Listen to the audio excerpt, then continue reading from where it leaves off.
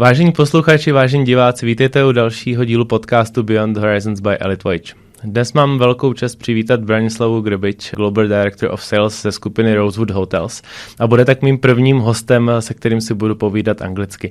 Na YouTube budete mít titulky, na Spotify, Apple Podcasts, to bude tedy rozhovor v anglickém jazyce. A s Branislavou si budeme povídat hodně o hotelnictví, o tom, jakým směrem se její kariéra ubírala, jak se do Rosewood hotelů dostala. O tom vlastně, kde všude dnes po světě ty hotely jsou, v čím jsou specifičtí a také vám něco řekneme o naší spolupráci mezi Rosewood Hotels a Elite Voyage, která je pro nás tak zásadní. So guys, I have the great pleasure to welcome Branislava Grbić, the Global Director of Sales from Rosewood Hotels in our next episode of Beyond Horizons podcast by Elite Voyage. This is the very first episode that is recorded in English, so I thank you so much, Brani, for being brave and being here. And thank you so much for coming over. I'm very happy that we have the opportunity to meet and to chat because you have just arrived for a very important event that is taking place here in Prague. Welcome and tell us more about your trip to Prague. Thank you so much. It's a real pleasure to be here with you and also to be your guinea pig, as you said, and having the first episode in English. It's always a pleasure, in truth, to be in Prague. I've been in Prague many times on a personal level, on a professional level. And one day I decided you always have to mix the two to make the best out of everything in your life, actually. Balance is the secret. So I've combined this time also a portion that is private, with a wonderful private dinner yesterday with a friend of mine. Today a chat with you, which I was very much looking forward, and a very important business event, which is Luxury Block. And I will be also very excited to take part, my second time, and I'm bringing with me a new hire from our two hotels, Rosewood Vienna and Rosewood Schlossviertel, so that we can really continue this process of talking about Rosewood, especially in this area of the world where I think still there's job to be done. Great. Well, many people from our industry are listening to us, so of course they are aware of Rosewood Hotels. They know how are these hotels so special and why are they so special and where in the world we can find them. But let's maybe introduce more Rosewood Hotels to the people outside of the industry or the people that are not so familiar with the brand. A lot of our clients are also listening that haven't been yet to a Rosewood Hotel. Tell us more about it. I mean, there is so many places to see and stories to tell, but what does Rosewood Hotels represent to you? Well, it's funny because sometimes I start with some people introducing Rosewood and they expect me to say what Rosewood is, and most of the time I think it's important in life to start what we are not, and sometimes it's just easier. And I think Rosewood is not a hotel chain, funny enough, and it's not even a luxury hotel chain. And when I say that, I did that in Serbia recently, they were looking at me, what does she mean? It's not a luxury hotel chain. And I say, no, it's not. It's not luxury because it's beyond luxury. It's not just ultra luxury, meaning, the perfect room, the perfect service. It's looking for something more. It's looking for something bigger and larger, and may I say, deeper. So it's a negotiation, it's a questionnaire of explorations, where you try and understand how you are going to redefine luxury every time you approach the service. So it's a conversation with the concept of luxury, which is growing, and is growing for us very, very fast. And why it's not a chain? Well, because when we say chain, we think about cookie cutters, we think about copy pasting, we think about a necklace where you have a number of pearls that look exactly the same.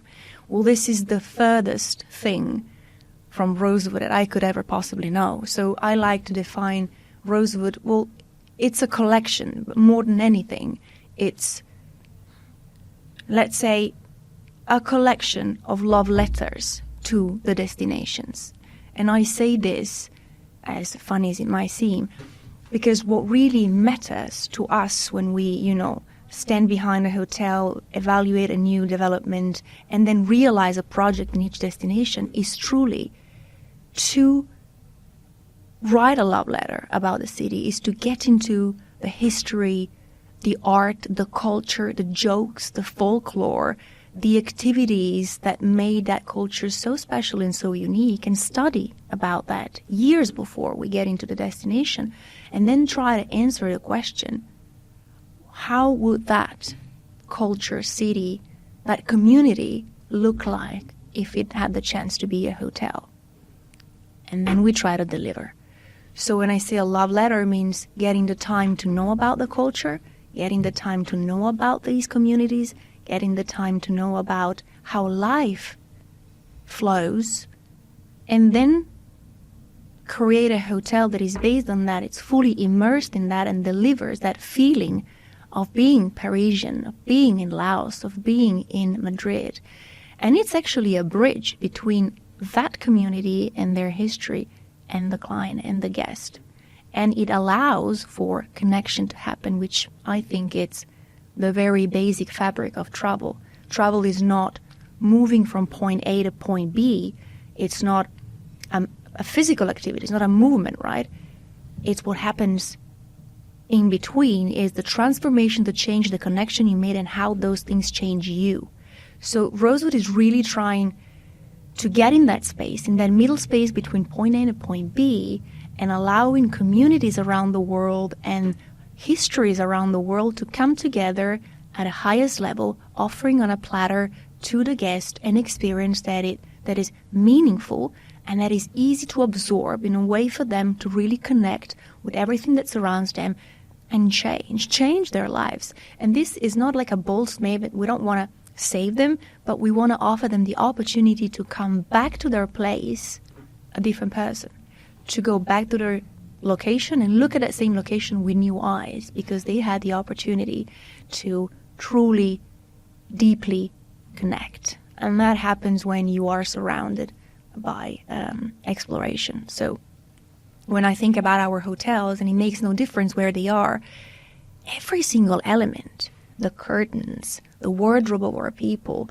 the local areas, the restaurants, the food, the menu, the colors, even the patterns on the chairs, everything is there for a reason. And the reason is trying to showcase the beauty, the authenticity, the unicity of art, history, and culture that belongs to the destination. That's a very, very important, I think, task.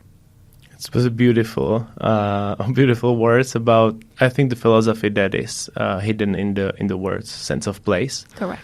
That you at Rosewood are using, and I personally had the opportunity to experience this sense of place at different places in the world, be it a beautiful resort in Tuscany, recently opened Schloss Fussel in Austria, for example, Vienna, Munich, you mentioned Laos, Madrid.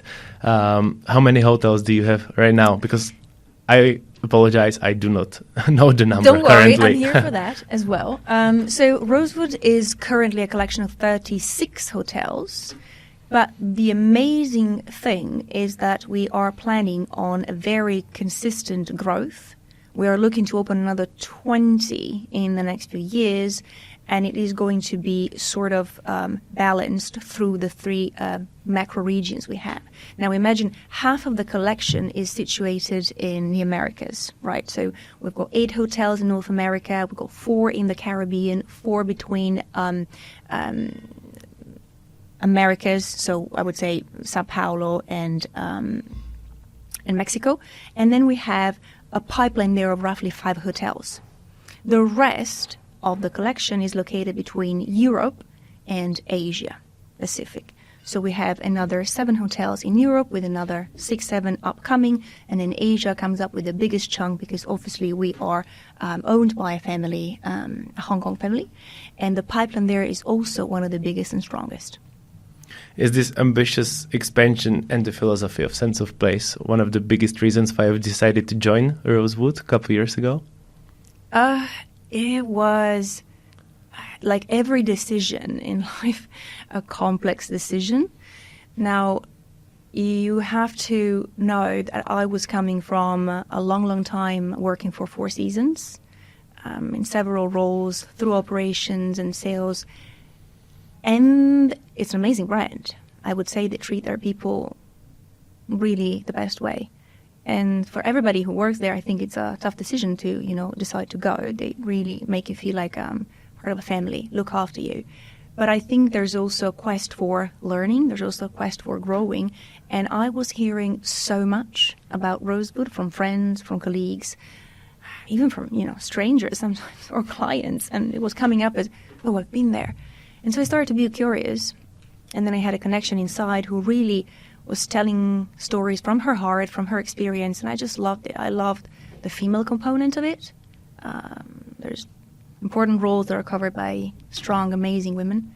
I loved the openness, and I loved the attention to choosing the people and then developing a path for them, which is something I've actually never really experienced, and I really wanted to have that in my life. And then I was looking at the philosophy, sense of place. I'm a professional immigrant, right? I've emigrated all my life, and the idea of loving the places and allowing space for the destination to be king and not the brand to be king, for me was a big reason to choose that direction.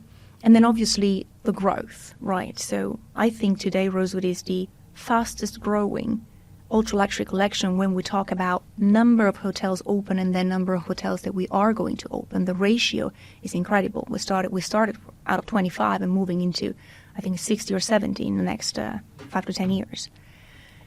So that will also offer a lot of opportunities in terms of enjoying the struggles and the beautiful part of opening hotels and looking at the strategies and looking at how they can support each other. It's a sisterhood act as well, You have task forces, you have cooperation, you have cross-migration, you have contamination between teams, and that is also something to look forward to because it offers opportunities for you and for the community of people working at Rosewood.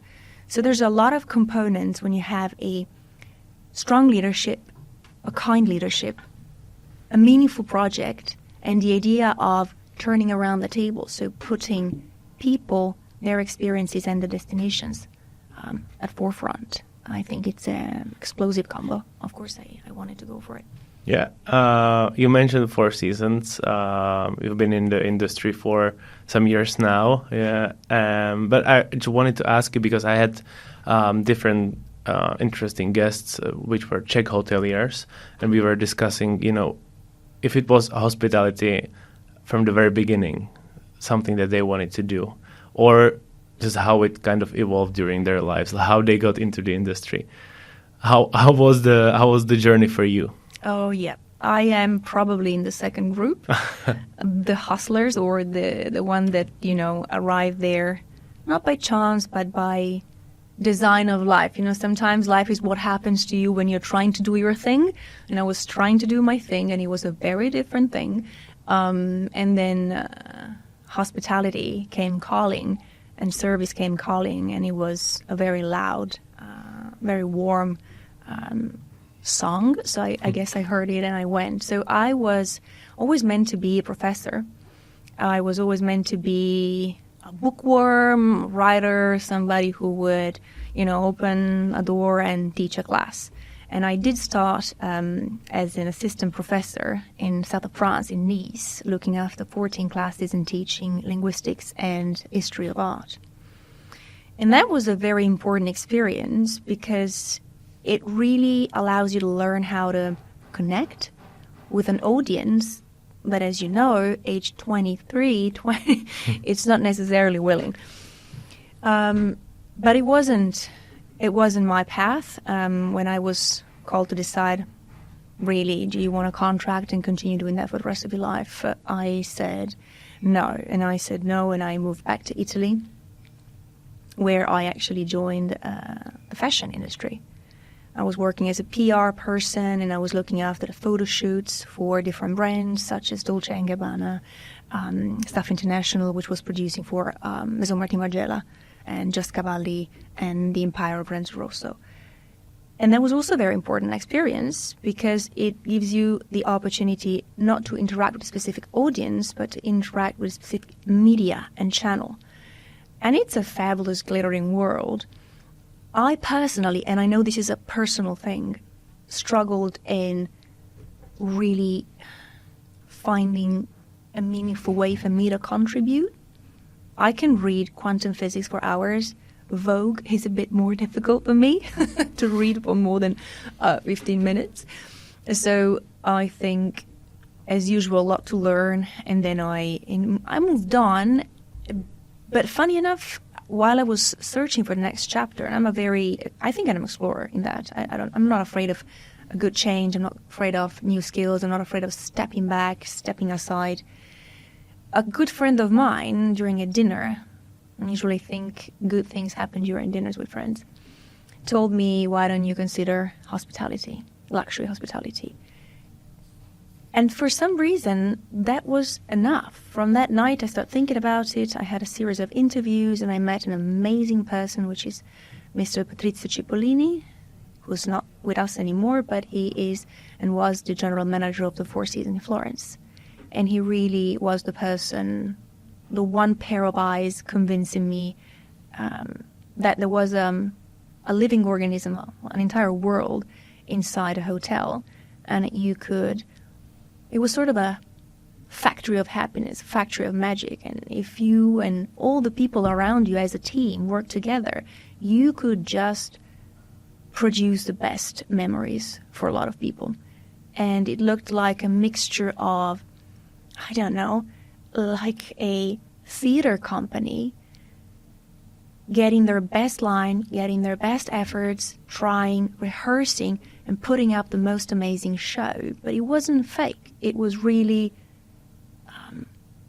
meant to be like that. It was felt by everybody. Everybody was genuinely living and delivering the meaning of service, which is impacting someone's life, no matter how small. And that impact then carries, it's inside someone else's life, and it can go places. So this idea of really directly impacting someone's time and life in a very modest way or in a bigger way, this was, I guess, the entrance, the open door for me inside the hospitality world. And I loved the camaraderie, and I loved just the effort, genuine effort in making things worthwhile. I haven't seen that in my previous experiences, and this really moved me. So it wasn't just another job, but it was more like a... I'd say it's a love affair. Yeah. It's a love affair. And then once I started, I just never went back. It was just exploring every part of a hotel, operations and sales, and now global sales. Global sales. How important was this for you, actually trying different positions, be it sales or different roles? But how important was that for you to kind of build these foundations for you now to become a global director of sales? And we know that quite a lot of people at La Roche and different schools are also following us and following this podcast, which I'm very grateful for. And I'm always trying to ask my guests, what recommendations would you give to young people that are trying to kickstart their career in hospitality? Of course, these guys are usually they usually know long in advance that they want to do this industry, so maybe the beginnings are slightly different. But now reflecting back on those years at Four Seasons or at Rosewood at a more junior position compared to now, what would be your biggest recommendations? Be patient. Be patient, be passionate, which also means stay hungry for your growth. But make sure you don't ever think of the easy landscape trail, but go for the steep hike. So I think foundations, I think knowledge about operations inside out is mandatory, is key, is non-negotiable, is a deal breaker for anyone who aims at being true to their professionalism. Wiseness, both operational, strategical, relational, comes out of sheer direct knowledge. So if you want to lead a community, if you want to make good decisions, you need to understand the ins and outs. You need to understand the functionalities of that organism, which is a hotel. So don't walk away from your internships, from your MIT's manager in training, from your opportunity to learn how each department works. How does the concierge work? How does HR work? How is sales and reservations and finance connected? Why are they connected that way? What does this team think about this issue, and how can that impact this other team? All those networks need to work and breathe together in a way that it's win-win, in a way that makes the whole hotel thrive. For you to know what's the medicine or what's the way forward, you need to know those things. So I believe that some people think that a lot of, reading and knowledge, abstract knowledge about leadership is all that matters. I think it matters a lot, but I think it's not all that matters. I think that you need to know the body when you're a doctor, and the body is the hotel. So the nitty and gritty, the day-to-day challenges, the feelings of people really need to be acknowledged, lived through, sorted, and then you can lead, because then in that case you are not leading by imagination or by decision making, right? You're leading by experience, you're leading by example. You've been there, you know how this can feel and how this can be approached and how this can be sorted. So I think the groundwork is absolutely non-negotiable.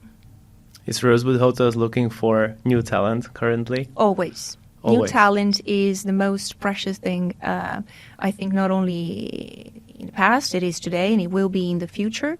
If you'd asked me some years ago what you think is important in a company, what you think is important in any environment that is professional, I would have totally told you about SOPs and about strategy and about good decision making and problem solving. And today I would only tell you one thing: your people. You are as good as your people. You are as motivated as the least motivated person in your company. So your people, the way you train them, the way you make them fall in love with what they do and make them feel responsible about it and make them look forward in excitement, and you respond to their needs, which are very different from the needs of the young talent 10 years ago, with work-life balance, with, changing technologies, changing ways of, being in place and space, remote working. So when you address all of those things, and you have to, that's key. So yes, your people, the way you treat them, the way you respond to their needs is absolute key, even more so in an industry like ours. How do you handle the work-life balance as someone who's a global director of sales for Rosewood? Because I know you as a very, very busy woman. And every time I meet you, last time in London, you are just, in the loop. You're just always doing something. So, and of course, living in London doesn't ease that. So I thought you said there was one question we could skip. So it's always, I think, for everybody under the sun. I was even talking about this topic yesterday at our private dinner. Work-life balance is definitely the elephant in the room, right? So being passionate, being in love with what you do, and thinking that it matters to you as a person, it matters to a community of people out there because they are using your service, they're taking pleasure in it, or because someone is growing out of your leadership or your example, or because there's someone else who needs your help.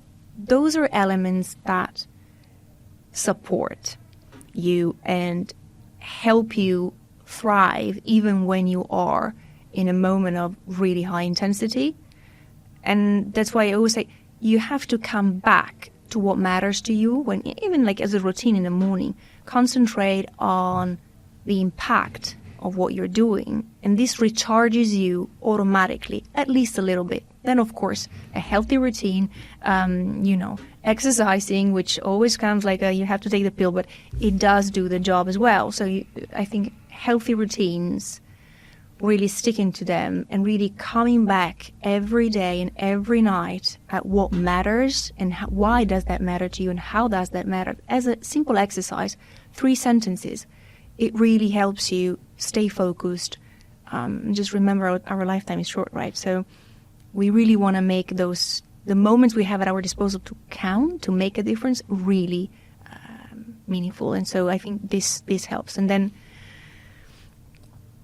you have to let go. Sometimes you do. But there's an entire community, there's an entire system, and there's a company, and I say this for Rosewood because it's the case, that leaves you breathe, that leaves you be, that is flexible in, accepting you will give your 150%, and there will be times in which for any reason you will be giving less than that, and that is also fine. Let's go to London. Let's go to your office and focus on your work day. Is there a typical work day that you could describe, or is it really like in our job that every day is really different, and you hardly ever know what is waiting for you? That's exactly the reason why I think it's awesome. It's that you cannot possibly know what is going to happen. I have 36 hotels I look after. I have an incredibly amazing network of partners and supporters and ambassadors. They have their own goals, their own challenges, their own greatness, and every day it's sort of a incredible pattern of all of those things coming together, with certainly challenges, which are, in my opinion, a very good exercise and a very good thing. I like a challenge, and there's never, short of those. There's also amazing news every day, and there's exciting projects, and it's a pleasure to actually sort of be a little bit in the dark when you wake up, although that's never the case. You're never truly in the dark. There is a morning routine that I would do, and that has nothing to do with my work, and then I will start working, and there are certainly certain things that you would go through because it gives structure to your work. There are reporting parts, there are connection parts, there's acknowledgement of the day-to-day projects, but then there's always the unknown, right? And that is, I think, the beauty. You never can get bored. And then obviously, this is when I'm sitting, as you said, in an office, but big part of my work is traveling. As I said, travel is everything. I would go as far as saying travel is life. Travel, and I'm not saying traveling as moving, I'm talking about journeying. Travel and journey are two very different things. I think poet Eliot said, the result of all of our explorations should be to arrive where we started and see that place for the very first time. And I think this is it in a nutshell. Journeying is transformation. And transformation comes out of exploration, discovery, and challenge. This works for life, and this works for travel or journeying, and this works for my job as well. So I think I never have to wonder, where I'm going to start from this morning or when I'm going to end. I don't know, and it doesn't matter. What matters is how what I'm going to do today is going to change me, change the people, change the guests, and have an impact. And I think this is the only really relevant matter. And that's why life and travel, journeys, exploring, emigrating, these are all really the core of life. And that's why we should take care of them every single day. And that's why I did my job out of the word journey or travel. Yeah, it just seems like you are the right person in the right spot. Beautifully describing the joy of travel or journeying. And I actually share the same view on that. Unfortunately, I probably cannot describe it as beautifully as you can. But no, that's the value that we share as not only myself, but as a company, and I think that's one of the reasons why we have, managed to start working together, because yes. I think that the philosophies really resonate together between Rosewood, between Elite Voyage, between myself and yourself. So we're really grateful for the way you guys do hospitality, and you view that, because it's not only official transactional business. That's the I wouldn't say the other part of it, but I would say that's the lesser part of it, but the bigger one is exactly that, what you just described. Yeah, I know for some people it might seem odd, it might seem detached from reality to be in the business of crafting magic, right? Isn't that all that actually matters? It's funny how when you ask people closer to, their older age, or when you become wiser, no one will ever remember transactions. We hardly remember faces and names and the things we've done recently. What matters is really those moments of spark, of little epiphanies, simple pleasures, little changes we make into our lives from, as I said before, new eyes of looking at things, because not a lot of us have the opportunity to travel that much. So you can get very set in your ways.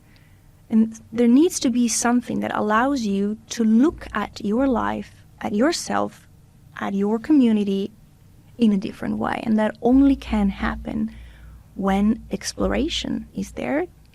And exploration is discovery, and discovery is challenge, and challenge is transformation.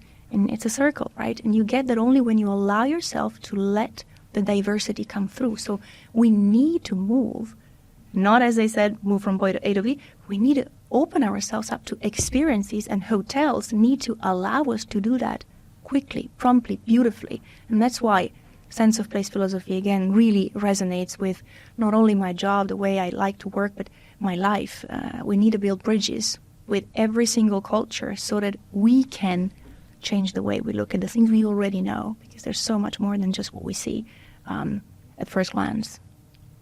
I'd be curious on your idea of how travel industry is right now in terms of marketing itself, because I see, I started in the industry in 2017, and I can see a big difference to what it is now to what it was before, in the sense of luxury is not a golden bathtub, but luxury, precisely as you just mentioned, is creating those special memories, and maybe exploring new places, or of course new places, but also already known places, but from a different angle, and kind of like opening your eyes through travel.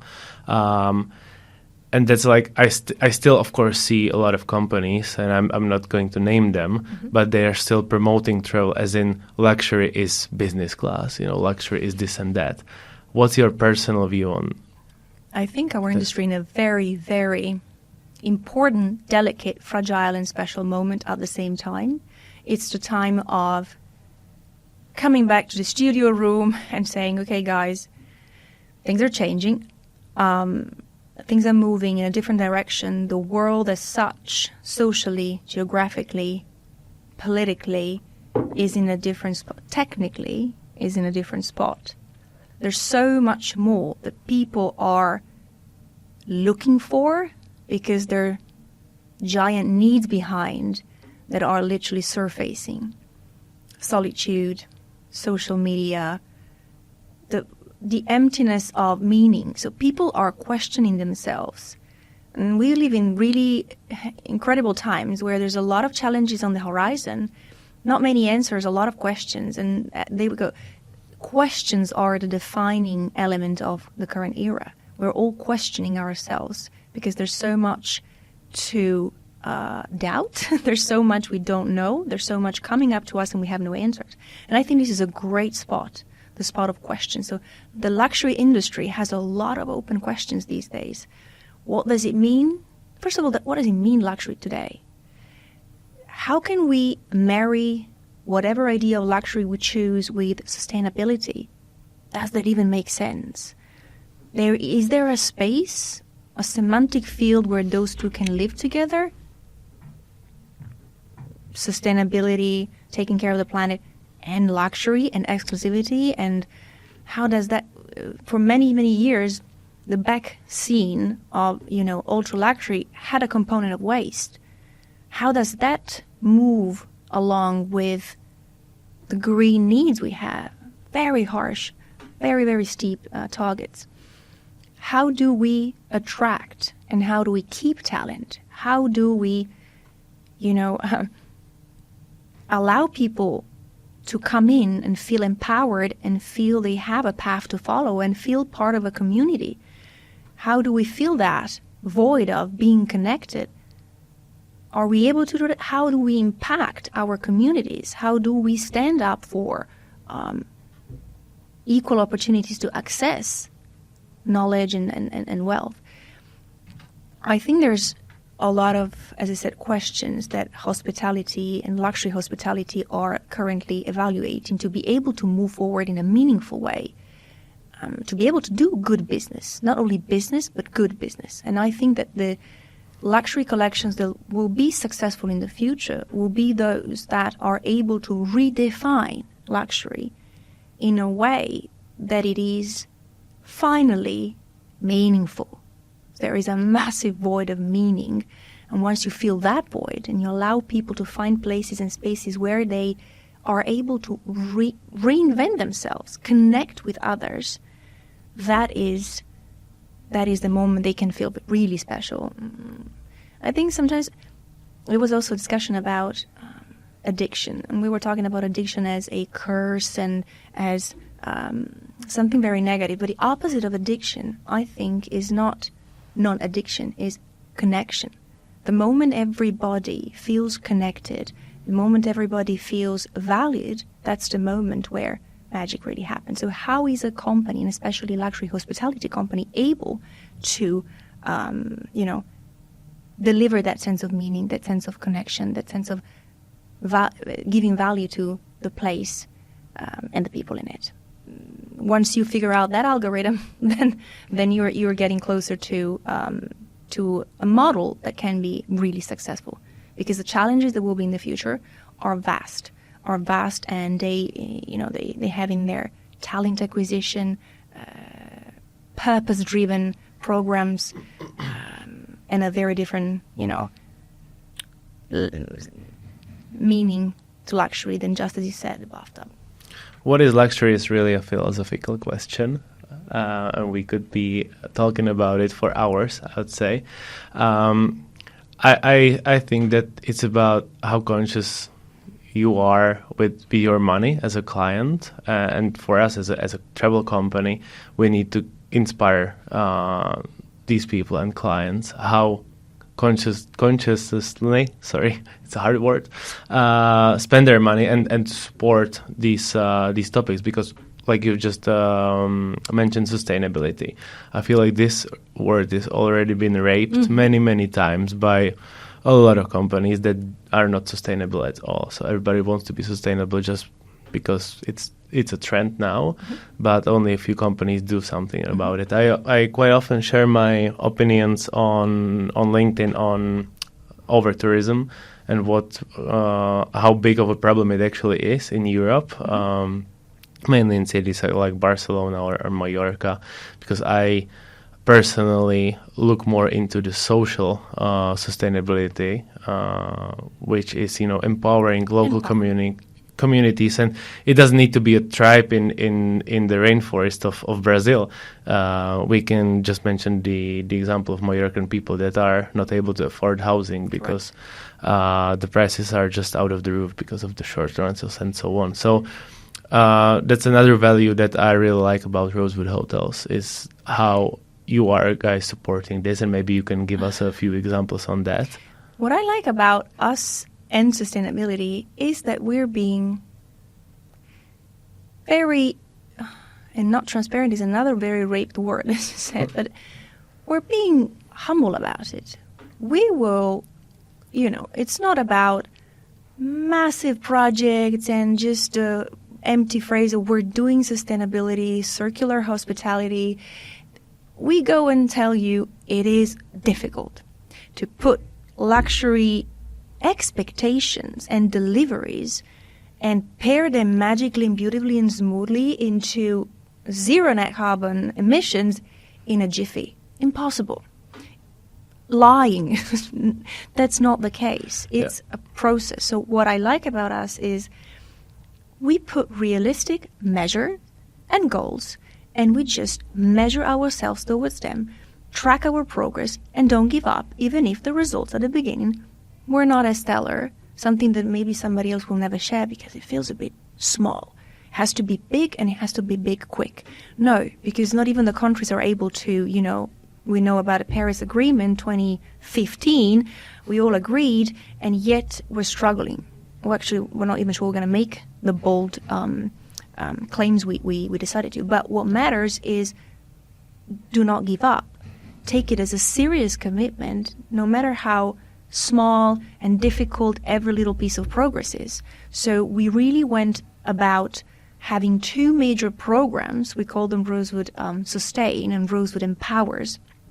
And as you said, we tackled both the circular hospitality element, so caring for the environment with specific procedures. You name exactly the things you need to buy and where you need to be every month to make it happen, and you put your targets and you put them on the website. You can call anytime our teams and say, guys, where are you sitting with this? And then, as you said, the empowering portion, which is for us Rosewood Empowers, where we try to also ensure that there is, at least for what we can do, equal access to opportunity in the communities we're in. And that's what I was saying. You try to build a relationship with a community. You try to make it known to the others, to your clients, at the best light, but you're also trying to uplift those communities and their needs. So maybe you will have, like we have in Hong Kong, programs, we call them opportunity hiring. You work with nonprofits, you select a number of people, I think in Hong Kong was 7, and you hire them and you offer them concrete internships and job placements and development paths. It's not just, here's some money. Come, work with us. We'll show you. Let's hope you fall in love with this, and the circle continues. In Mayakoba, we have the Kinbei Center. It's a non-profit school. We take the kids of the community who have no access to schooling, and we school them. And a portion of our employees funds those schools. And there's 20%, I believe, of the children of our employees who also attends those schools. So it's a direct impact in the community that we can make, and so we have to make. And that's the difference. We have to. It's not, let's see if, side project. Let's go in those communities, as I said, is the front.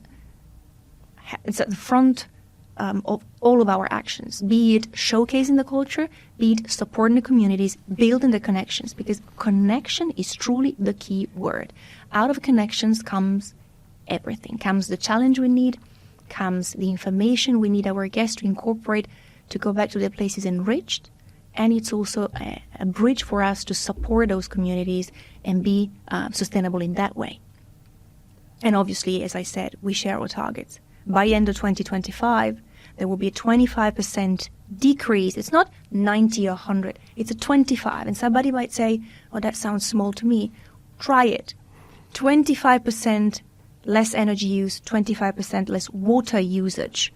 And we're aiming at actually 100% removal of all plastic in the public spaces, so guest-facing areas, 100%. And we're aiming, and that's the aim, carbon neutrality by 2050. And that's the overarching goal, trying to be really carbon neutral across all our portfolio. But that's when you break it down by pieces and say, okay, by the end of 2025, let's make sure there's no plastic. Let's make sure there's 25% less of energy and water usage. How do you do that? You put this, and that in place. You have severe SOPs on waste, energy waste. And when you look at our projects, I'm just thinking, Phuket, largest solar implant in any hotel in Phuket. Bangkok, you have even eco cocktails certified, not because the ingredients are local, that's granted, but because the way we distill it is zero emission. Then you go to Sao Paulo and you have only to, choose the place you're putting your eyes, because the hotel is a monument to trying to be sustainable. We have over 250 trees planted on our green tower. We have planted 10,000 new trees. We have really systems in place to ensure that all the solid disposables are recycled. So I think these are actions that can be easily measured, and we really try to be very attentive and very sharp on counting the small things, because those those small things add up to the big goals. So we track ourselves. We don't make any bold statement. We say, okay, small percentage, but go check it out in, 1 year and a half time, and it will be there. And we will be there. That's what I usually say. Elite Voyage is definitely not sustainable at this moment. I cannot say that, but we are committed to one day becoming, hopefully, sustainable. And it's a long-term path and project, and we just need to get as close as possible. So great topic. Thank you so much for your opinions on that. We mentioned communities, and I'm just now thinking about Rosewood as a whole globally, and now thinking more about our region of Central and Eastern Europe, because that's one of the reasons why actually you have just come to Prague this time to attend this luxury block event, which is, by the way, organized by Gabriela Marková. She was my very first guest here in this podcast. A great energy, and what an event that she's doing. So I'm really glad that such a big player like Rosewood is now coming to this event and is in Prague, which is amazing. And I think it's just great for the whole region. We've been talking about it for years, how Eastern and Central Europe is booming. But how is it for you? Do you share the same opinion? How is it in numbers? Would be curious to know from a hotelier's perspective.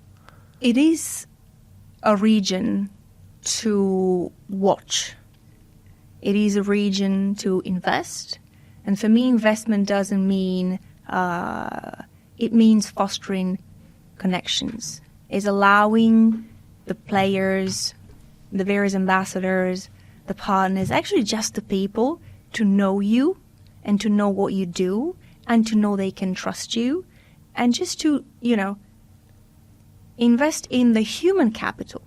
And that, in time, will produce its fruits. So this is a region that has, in my opinion, a lot of potential, but it is at a stage where what counts is making sure that we're covering the ground, we're knowing each other, we're trusting each other.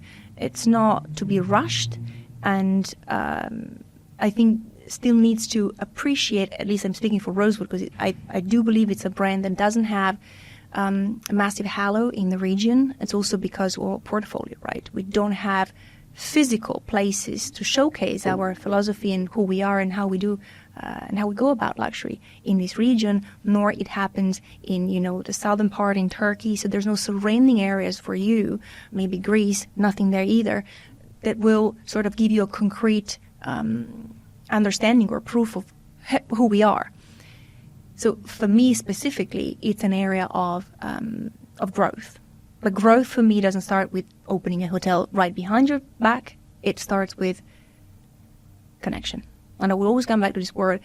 It's a relationship business. You need to trust that the person knows you, knows your team, knows how you work, knows what you want to do for your clients, how you want it done, and that they will be able to take that and make it happen in reality in each location, no matter how far it is. You don't need that location to be close to you. You need to trust the people that will make it happen.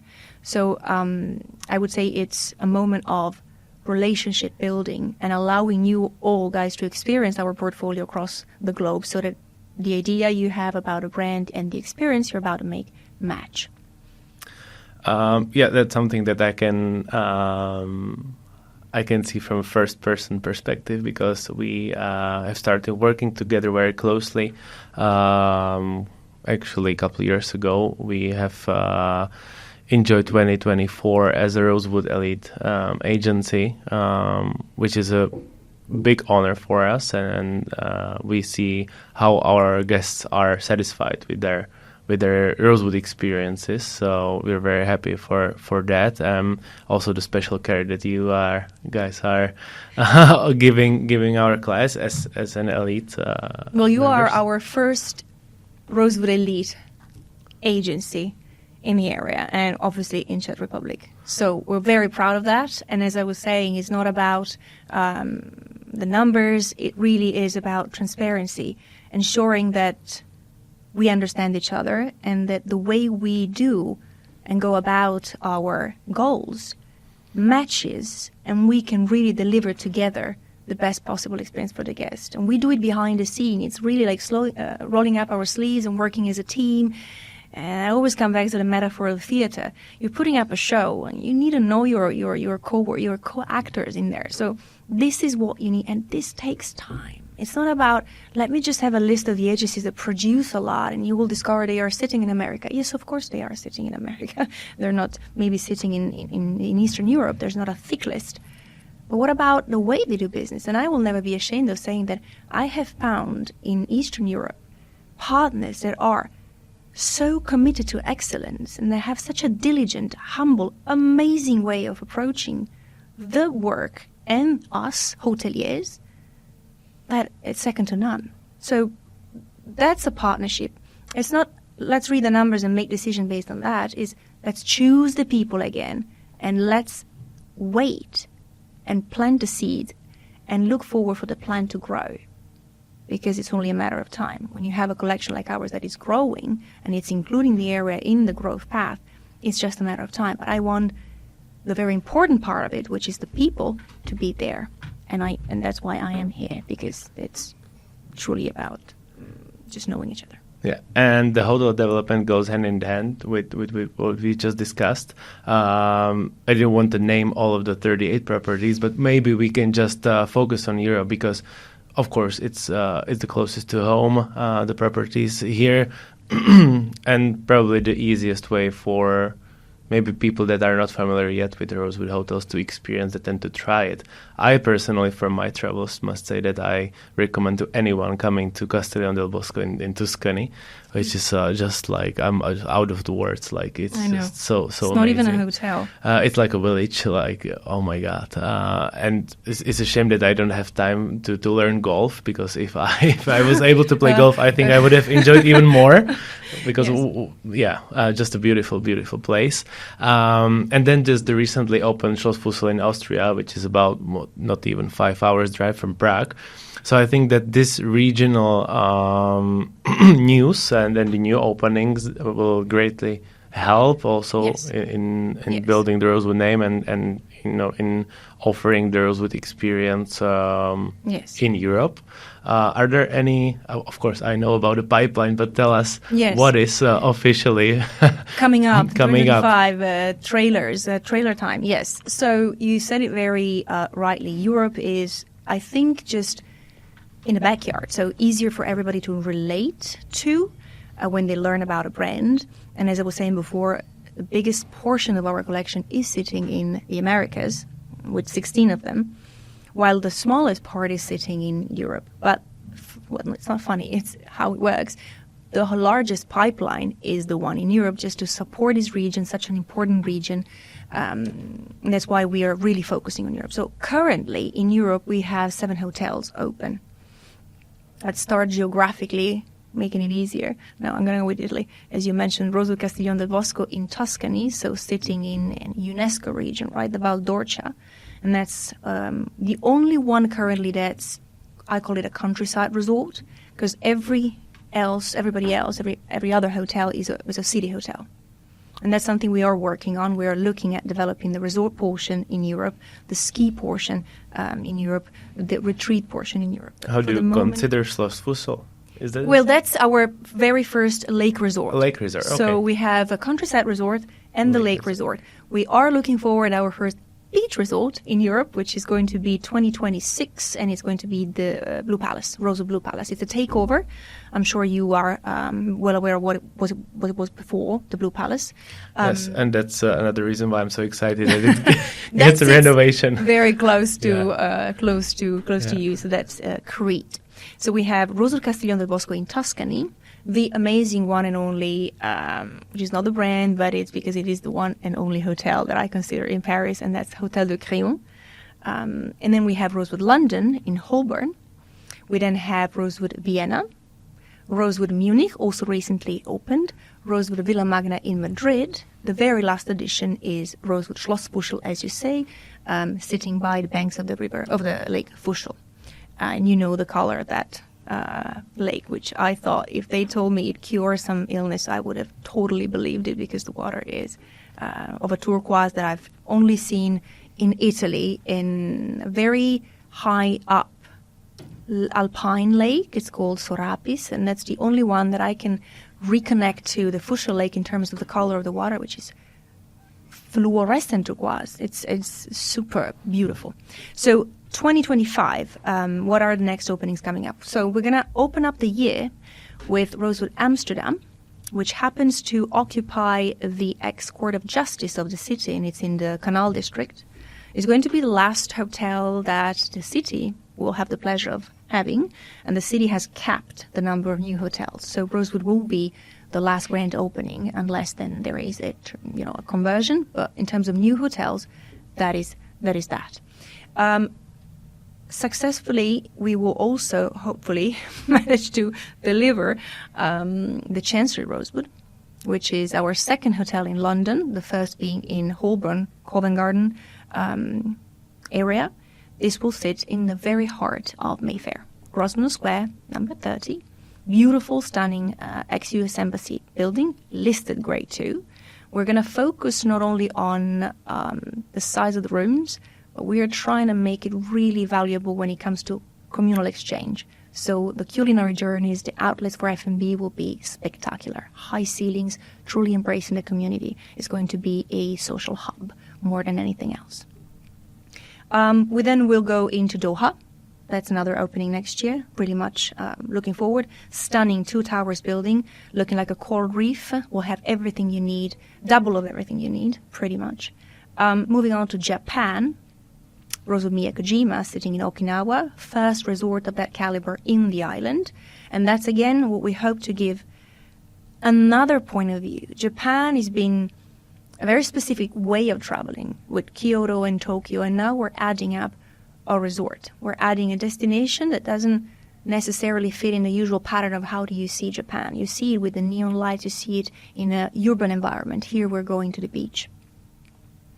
And then we're going to end potentially with Rome. It might slip to 2026, but that's that we're going to see. The Italian cluster might come to 2026.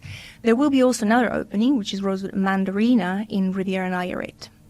So we will have 1 edition in Mexico, 2 editions in Europe with Amsterdam and with London, and then Japan and Doha. And Greece. And Greece will come 2026. We will move towards 2026. That's when the European portion will continue kicking in, and that will be the Italian portion with Milan and with Rome, and then Greece with our first beach resort, which will be the Rosewood Blue Palace. So many exciting news to look forward to, and I cannot wait to visit. Me too. See, because just the last experience at Schloss Fussel was just out of the fairy tale. So beautiful, beautiful place. But you see, it's always about the teams. When you talk about openings, my brain goes straight into pre-opening team mood, right? Because I would know the behind the scenes, and I would know the hiring portion, and I would know what was really going super well, what we were looking forward to get going better. That's the beauty of any hotel or resort that's about to open, right? The desire of charming someone who has never been there or never seen a destination, and seeing your own twist to it. So if I look at all the openings we are planning, there's plenty of opportunities to get excited, starting already next year and then moving forward to projects like Mala, Red Sea, Miami, Shanghai, Maldives, because yes, we are also finally going to Maldives too. So there's really a lot to be done, and a lot of great projects and opportunities to showcase the beauty of this planet. Well, we started the interview with your travel to Prague. Let's end it with the travel from Prague. Where are you heading next? Are you coming back to London? Back to the office? Any exciting trips coming up? I am going back to London for a very brief few days. I will be doing something very, very important, which is babysitting for the first time. I have my best friend who called me up last night and said I'm desperate. So I moved a trip that I had to do for this very, very reason. I'm very happy about it, though. So I will be babysitting for 3 days, then packing up my suitcase and going to Italy. Going to Italy for some rest time, hopefully, and then Paris.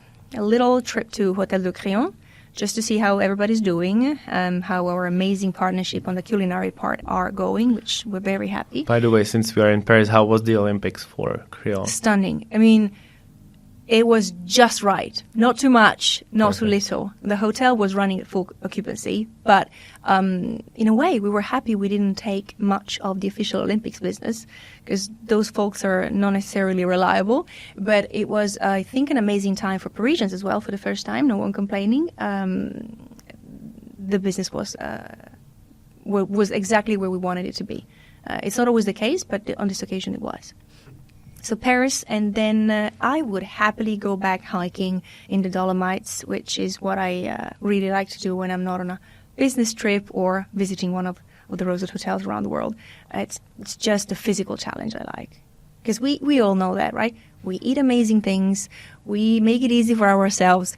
So I really appreciate the opportunity of adding some physical challenge to my private trips. Yeah, that's why I personally love Dolomites so much.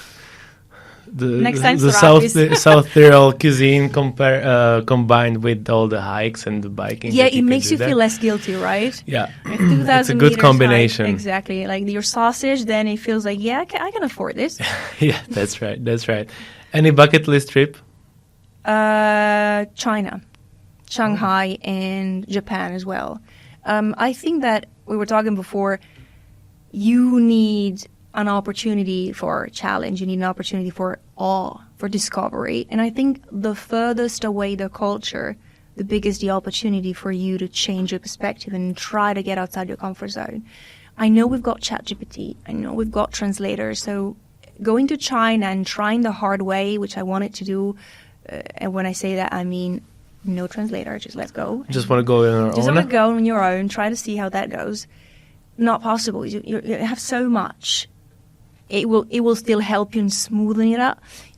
I'm not a fan. I like a wild trip where you really need to jump, not to cross-bound, jump, because it's a big cultural step and a leap of faith you take, and I like that. So far I've been sort of forced in a good way to stay in Europe a lot, because I look after Europe on my, as per my job, and the odd American trip. But I would really like to include more of Asia, and specifically China and Japan. Well, I wish that you find the time for it as soon as possible. I will manage. Brandy, thank you so much for making the time today, for coming over, and for this lovely conversation. Thank you also very much for continued support. We very much appreciate the cooperation that we have, and just excited for the future. Thank you so much. Thank you. It was an absolute pleasure.